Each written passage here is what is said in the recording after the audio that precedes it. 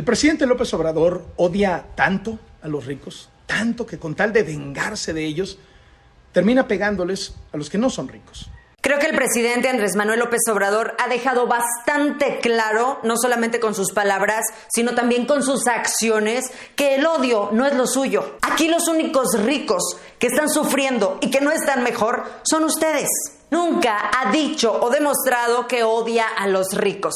Lo que sí es evidente es que no le gusta que los ricos se aprovechen de su condición para pasar por encima de todos los demás, evadiendo impuestos, utilizando sus influencias para conseguir lo que quieren o necesitan, como lo hizo la gente que pagó o que coló a sus familiares para que pudieran ponerles la vacuna antes que a todos los demás. Impedir la vacunación al personal médico que no está en hospitales públicos es una medida arbitraria y criminal.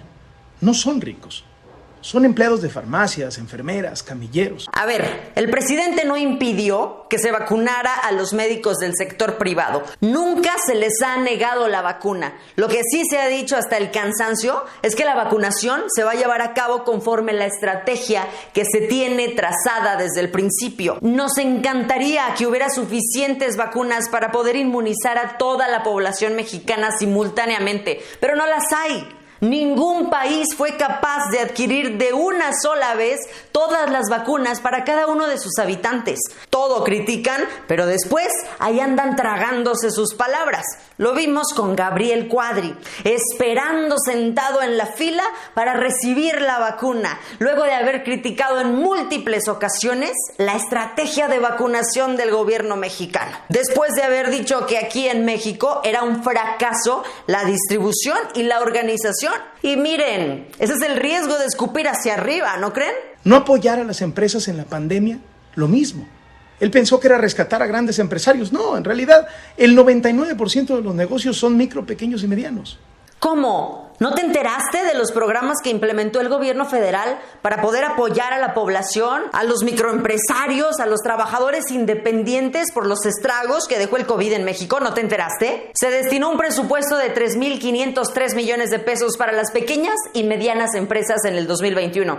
A pesar de la crisis, se aumentó un 19.6% lo que se había destinado en el 2020. Si no te enteraste, te platico que se le dio un financiamiento de 25,000 pesos a cada negocio o persona para poder recuperar su patrimonio, y se le dio la opción de terminar de pagar en 3 años. Es decir, pagarían 824 pesos en 33 abonos. Para este programa se destinaron 1,600 millones de pesos.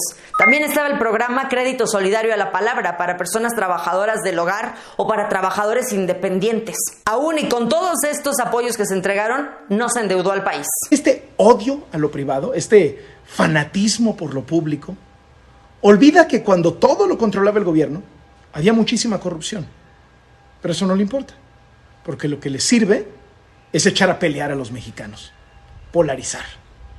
De eso ha vivido. Odio a lo privado, fanatismo a lo público. Mira, me voy a remitir nada más hasta el gobierno de Carlos Salinas de Gortari, porque si nos vamos más para atrás, sale más mugrero. En ese sexenio, el número de los hombres más ricos aumentó de una familia, la familia Garza Sada, al 23 multimillonarias que acumularon 41,900 millones de dólares, nada más en 1994. De allí, la crisis económica. Entre estas personas que se hicieron multimillonarios, estaban compradores de las empresas paraestatales como Carlos Slim, Ricardo Salinas Pliego y Roberto Hernández, por citar algunos. Se privatizaron y desincorporaron del Estado 380 empresas, y mientras ellos se enriquecían, los niveles de pobreza en este país se dispararon hasta el 69%. El peso se desplomó un 43% frente al dólar, y nada más entre 1994 y 1995. Las deudas de las empresas crecieron. De hecho, algunas quebraron y miles de personas se quedaron sin empleo. La inflación aumentó igual que la pobreza de los mexicanos. Más tarde, en el gobierno de Vicente Fox, se concesionaron más de 30 millones de hectáreas a mineras extranjeras.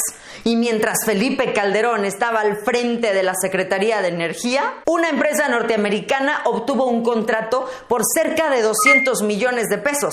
Pero para el 2008, esa empresa ya había obtenido más de 80 80 contratos con un valor de 4,000 millones de dólares. En octubre del 2009 despertamos con la sorpresa de que una de las empresas más importantes de generación y de distribución de energía eléctrica había desaparecido. ¿Gracias a quién? A Felipe Calderón. Ahora se negaba al sector público la posibilidad de otorgar estos servicios para poder concesionar a precio de remate esta prestación a empresas como Televisa, TV Azteca, Movistar, entre otras. Del 2012 al 2018 se aprueba la entrega del sector energético, hidrocarburos y sistema eléctrico en medio de una crisis que jamás se había visto en nuestro país. Todo esto tras décadas de gobiernos panistas y priistas. Con esa información tienes para que puedas comprender por qué nos desagrada tanto la idea de lo privado. Y ya por último, el presidente no es el que está polarizando a México, son ustedes. Ustedes que se aprovechan de la posición en la que están como medio de comunicación. Ay, sí. Ustedes que son los que distorsionan la información para tratar de hacer creer a los mexicanos de que con López Obrador no estamos mejor. Aquí los únicos ricos que están sufriendo y que no están mejor son ustedes. Todos los demás estamos bien, a pesar de la crisis que se vivió en todo el mundo, a pesar de ustedes, a pesar de todo lo que han difamado y que se han enfocado en atacar al presidente, en obstaculizar sus proyectos.